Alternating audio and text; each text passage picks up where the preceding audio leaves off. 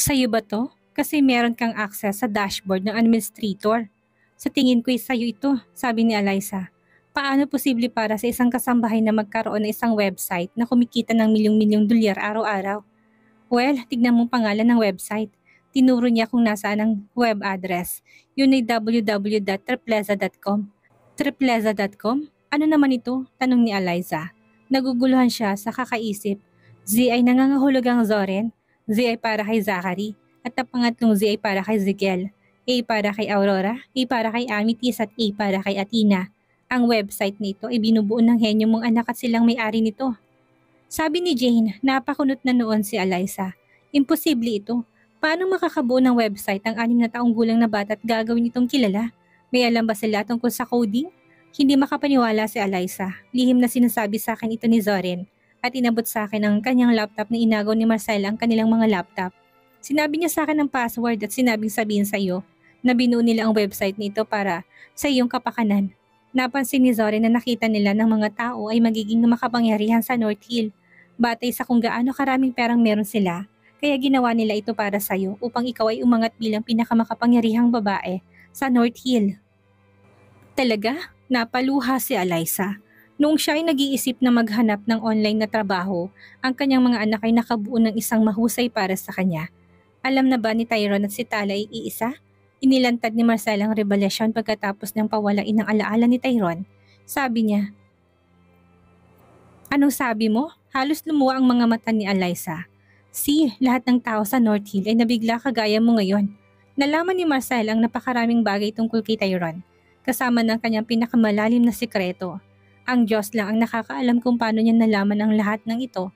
Si Tyrone ay talagang matalinong nagmamay-ari ng maraming nangungunang social media platform sa mundo. Nalaman namin na ang kanyang pangunahing pinagkukunan ng kayamanan ay hindi nagmumula sa pamilya Aleman.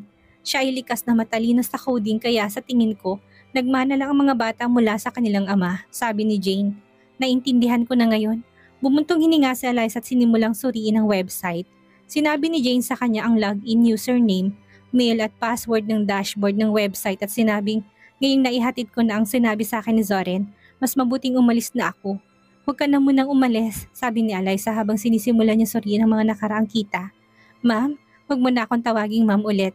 Maaari kang kumita sa website na ito at gawin ito sa iyo pero nagpakita ka ng katapatan.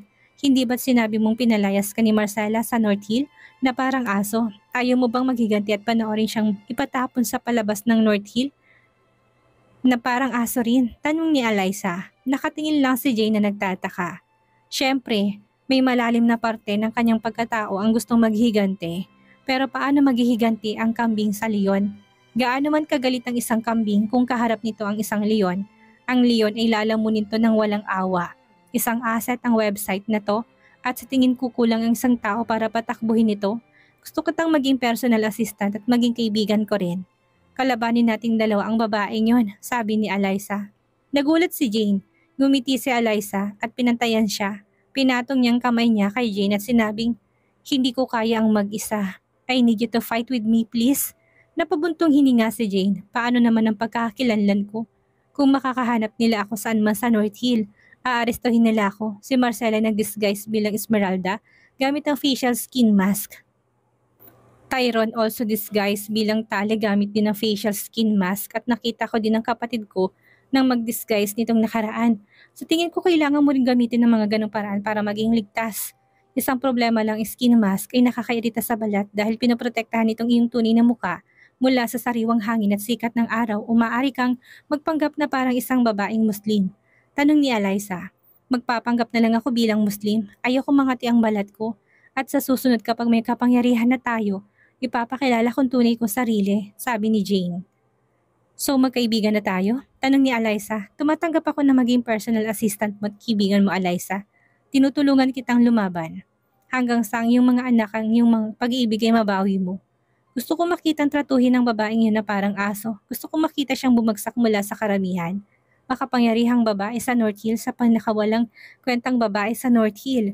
Sabi ni Jane, ngumiti si Eliza at niyakap siya. Magtrabaho na tayo kaagad. Nag-click si Eliza sa tab na nakita ng admin ng dashboard at nakitang wala pang na-withdraw. Sa kita na ngayon, ang kabuang kita ngayon ay kalahating bilyong dolyar. Agad na nag-click si Eliza sa withdraw tab. Hiniling sa kanyang ibigay ang mga detalyeng kanyang account at ginawa niya sa isang iglap nakatanggap siya ng credit alert sa kanyang telepono. Totoo nga ang pera, sabi ni Eliza. Nagdududa pa rin siya kanina na baka hindi totoo ang pera o baka totoo pero hindi na pwede ma-withdraw. Kailangan nating ipaalam sa buong North Hill ang ating presensya, sabi ni Eliza. Oo, dapat din nating pagtrabahuhan kung paano. Oo, dapat na magdagdag ang kita ng website. Sabi ni Jane, gagawin niya yan ngayong gabi. Sa ngayon walang tulog para sa atin na ngayong gabi ngunit kailangan natin ng isang pisikal na opisina para maging mas kapani-paniwala, sabi ni Eliza. Tama ka, maghanap tayo ng available na malaki at magandang gusali. Wala tayong oras para magtayo. Utos ni Eliza at sinimula na kagad ni Jane ang paghahanap sa Google. Pagkalipas ng 2 linggo, narinig ng buong North Hill ang tungkol sa pinakamabilis na lumalagong kumpanya ni pinangalan ng Tripleza Group. Pagmamayari daw ito ng mga babaeng Muslim. Tila nagsimula na rin si Eliza magbihis tulad ng isang Muslim na tinatakpan ng isang malalaking bahagi ng kanyang mukha at tangi ang kanyang mga mata lang ang nalalantad. Maraming mga tao ang nag-akala na ilang mayayamang tao mula sa mga bansang pinangungunahan ng mga Muslim ay dumating upang itatag ang kanilang kumpanya dito. Lalo pang nakakagulat na pag-aari ito ng mga babae. Ang bagong kumpanya na sinimulang itayo ni Tyrone ay tatagal ng hindi bababa sa 7 buwan upang makompleto kaya sa ngayon, ang pinakamalaking kumpanya sa North Hill ay Tripleza Group. Ang grupong Tripleza ay gumamit ng napakahusay ng mga manggagawa na nakatulong sa pagtataas ng kita ng kanilang website. Maraming mga international companies ang patuloy na nakipag-ugnayan sa kanila para sa promosyon at ilang pangunahing politikal na tao mula sa iba't ibang bansa ang umaabot sa kanilang Gabi-gabing magbabasa si Jane ng daan-daan hanggang libu-libong mails at ipaparating kay Eliza ang mga importante.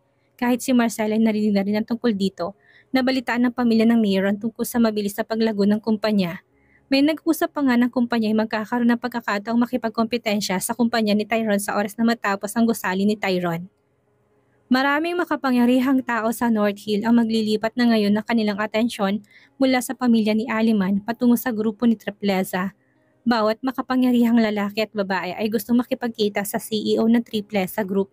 Nabalitaan ng pamilya ni Aliman sa bahay at sa ibang bansa ang tungkol sa grupong Tripleza, ngunit nanatiling nakatago ang pagkakakilala ng CEO at ang kanyang assistant. Nakuha pa ng grupong Tripleza ang puso ng marami sa pamamagitan ng pagbibigay ng mga pagkain kada 2 araw sa mga lower class na miyembro ng lungsod. Nag-donate sila ng halagang milyong-milyong halaga sa lahat ng charity homes sa North Hill kaya napanalunan nila ang pabor ng masa. Ilang mas mababang uri ng kababaihan ay nagtaas ng mga placard ng mga CEO ng grupong Tripleza at naglakad-lakad sa lungsod at pinupuri sila para sa kanilang mabubuting gawa. Ang grupong Tripleza ay naging usap-usapan sa lungsod. Ang mga istasyon ng radyo hindi maaaring matapos ang isang araw na hindi pinag-usapan ang tungkol sa kanila. Patuloy sila nag-trend sa Twitter at lahat ng mga istasyon sa TV. Parehong lokal at dayuhan ay patuloy na pinag-usapan ang tungkol sa kanila. Sa loob ng 2 linggo lang ay naipakita na nila sa publiko ang kanilang level ng katalinuhan. Ang kanilang kasikatan ay umabot sa pandinig ng matanda at kabataan.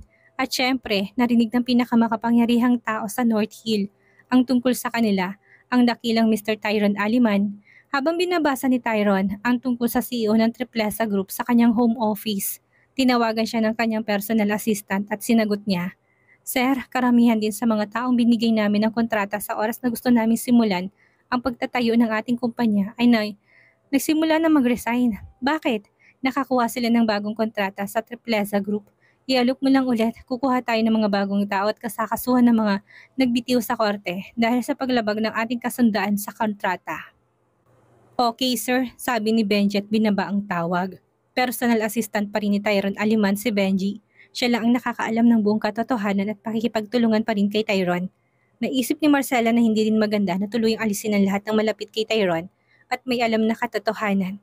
Hindi niya pinagbawalan si Benji, ngunit binantaan siya gamit ng kanyang lola na sa araw na ibunyag niyang katotohanan kay Tyrone ay ang araw na papatayin niya ang kanyang lola. Mahal na mahal ni Benji ang kanyang lola nang siyang huwag ilabas ang katotohanan at kumilos ng naaayon. Nagtingin-tingin si Tyrone sa Twitter at nagsimulang magbasa tungkol sa maraming mga netizens na positibong nag-tweet tungkol sa grupo ng Tripleza. Dahil sa Tyrone at ang pamilya Aliman na nangunguna sa trend ng North Hill, ngunit ngayon ang CEO ng Triple Group at ang kanyang assistant ang nangunguna. Gusto man niyang sabihin hindi siya apektado sa pagtaas ng kapangyarihan, ng grupong Triplesa. Magsisinungaling lang siya. Muling dumating ang tawag ni Benji at sinagot niya yon. Sabi ng bangkong pinaglalagyan natin ng karamihan sa pera natin, pwede tayong pumunta sa kanila para i-withdraw lahat ng pera bukas. Bakit? Magsasara na ba sila?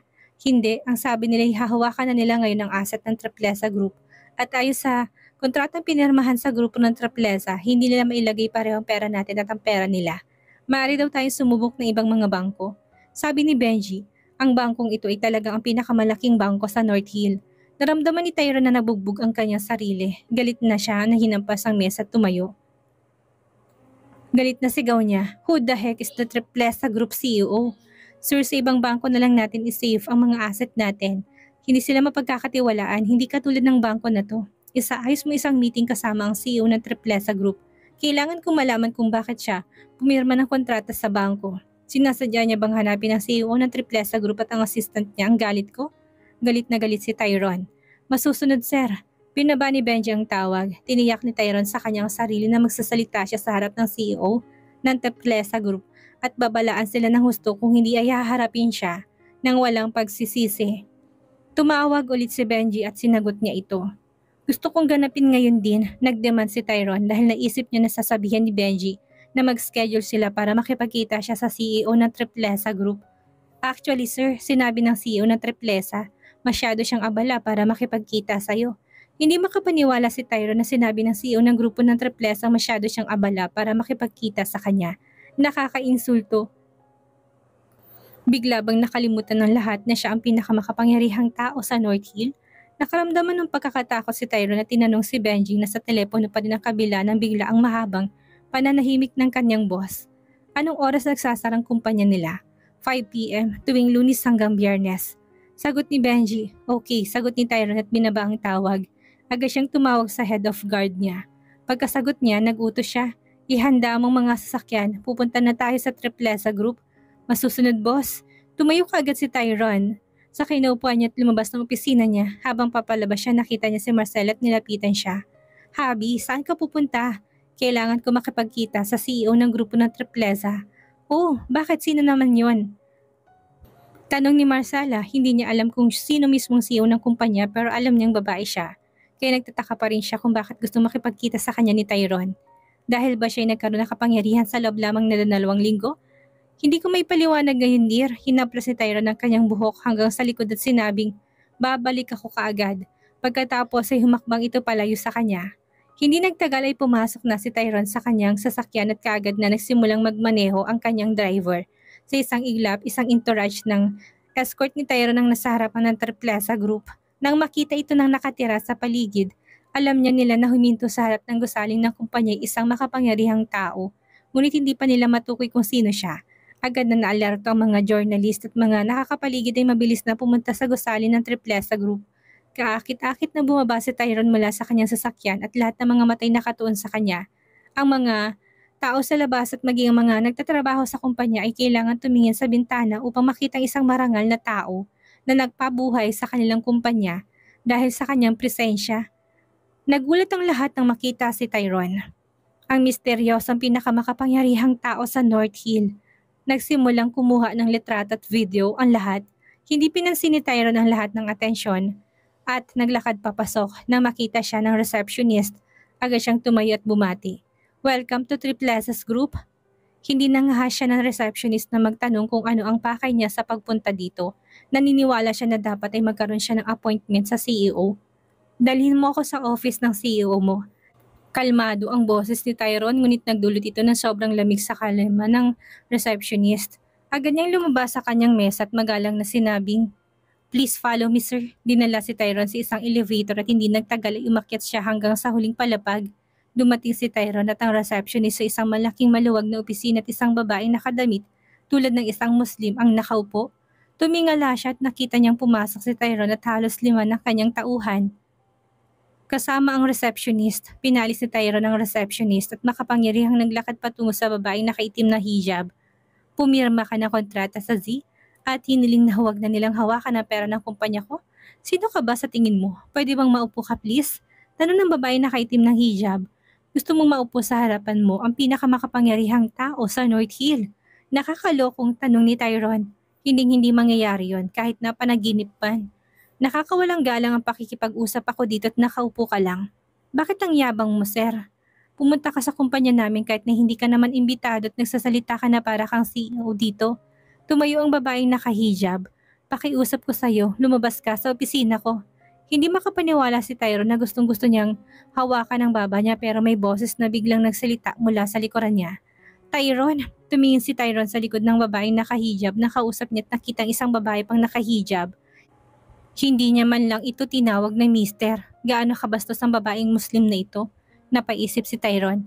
Ako ang CEO ng Triplesa, kaya kung gusto mong saktan ng sino man, halika't gawin mo ito sa akin at hindi ang aking personal assistant. Sabi ni Eliza. Lumayo si Tyron kay Jean at naglakad papunta kay Eliza. Tanong ko din sa'yo ang tinanong ko sa kanya. Baka kailangan mo ulitin, sabi ni Eliza sa magalang na boses. Bastos, bulong ni Tyron. Hindi ito man lang ang nakita ng assistant mo. Gaano makabilis lumaki ang kumpanya mo, hindi aabot sa kwarto ng yaman ko, ang network ng kumpanya mo. Sabi ni Tyron, bakit nandito Tyron? Tanong ni Eliza. Naikuyom ni Tyron ang kanyang kamao sa galit at nagtanong. Bakit ka pumirma ng kontratang magpatigil kay Z sa bank para mawalan ng pera ang aking kumpanya? Dahil sapat ng pera namin para sa kanila. Matigas na sagot ni Eliza at sinabing, kaya ka ba nandito? Dahil ngumiti si Eliza at pumasok sa isang silid sa pamamagitan ng isang pinto. Sinenyasan ni Tyron ang kanyang mga tauhan na pumasok. Pagpasok sa loob ng kwartong pinasukan ni Eliza, nakita niya itong nakaupo. Ang kamay nito ay nasa hijab. Dahan-dahan tinanggal ni Eliza ang itim na belo na nakatakip sa mukha niya at nang makita ni Tyron ang mukha niya, natulala siya. Naalala niyang si Eliza ang babaeng pumasok sa kanyang bahay na hindi pinapaalam at nagsimulang kumilos na parang asong ulol na nagwawala. Ikaw? Tawag ni Tyron nang habang nakangiti si Eliza. Maupo ka na muna, sabi ni Eliza. Hindi ako uupo sa harap ng sinumang buhay man o patay. Ang mga tao umuupo sa harap ko at hindi makabaligtaran nito. Sabi ni Tyron, dahil ikaw ang bisita ko, ano gusto mong ialay ko sa'yo? Tanong ni Eliza at tumayo na. Pumunta siya sa isang gilid ng kanyang opisina at naghanda ng mainit na kape habang si Tyron ay pasimpleng pinagmamasdan siya. Gusto niyang mag-react ng marahas ngunit sa hindi may paliwanag na dahilan, hindi siya magawa nang matapos si Eliza ang paghandaan ng kape. Lumakad ito patungo sa kanya at inabot ang tasa ng kape. Please, tumingin si Tyron sa itaas ng kape at nagtatakang nagtanong, sino ka? Paano umangat ang kapangyarihan mo at nakilala ka sa maikling panahon? Kung inumin mong kape na ito, ipapaliwanag ko sa iyong lahat, sabi ni Eliza.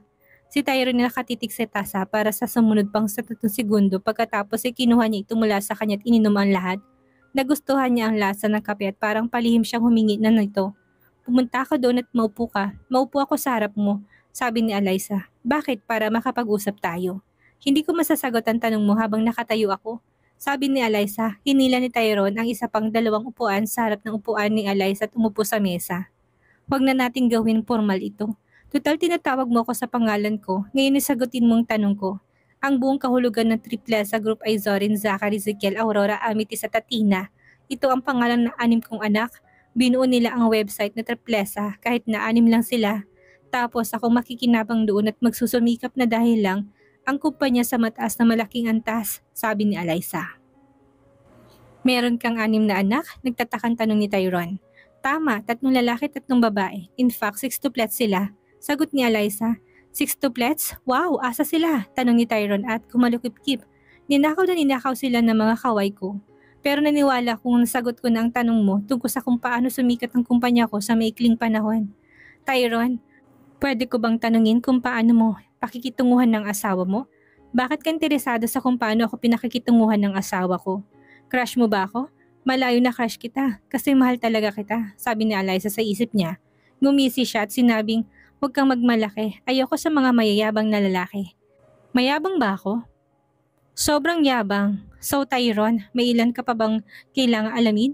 Hingi ako ng paumanhin sa personal assistant mo para sa naging reaksyon sa kanya bago ako umalis, sabi ni Tyron. Buti naman Tyron, napangiti si Eliza habang pinagmamasdan ng gwapong mukha niya. Kamusta naman ang cute na 6 mo anak? Huwag kang masyadong mag-alala tungkol sa pamilya ko.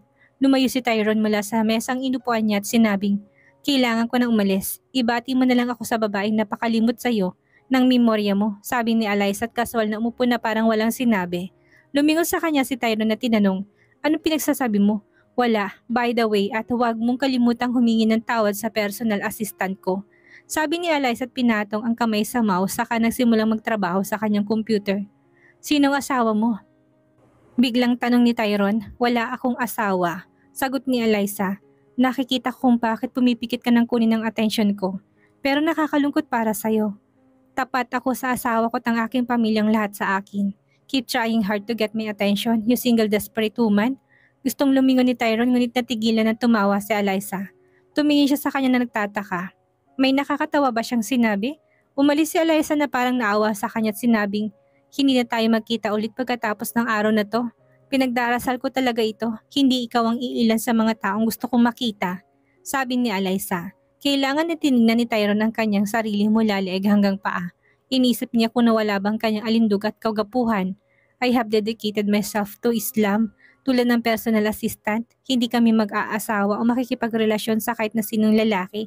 Sa buong buhay namin kaya huwag mong intindihin ang mga ganito. Gusto mo bang makatikim ulit ng kape bago ka umalis? Tanong ni Eliza. Inirapan siya ni Tyrone, tumalikod at naglakad palabas. Nang makarating siya sa kinaroroonan ni Jane, aalis na sana siya nang sumagot si Jane. Apology denied. Ano kayang mangyayari ngayon dahil sa website na binuo ng mga anak ni Eliza? Magagawa kayang tapatan ang yaman ng Broderick? Dahil kaya sa yaman ni Eliza, magawa kaya niyang mapalitan ang titulo ni Marcella bilang pinakamayamang babae sa North Hill? Yan ang ating aalamin sa susunod nating kabanata.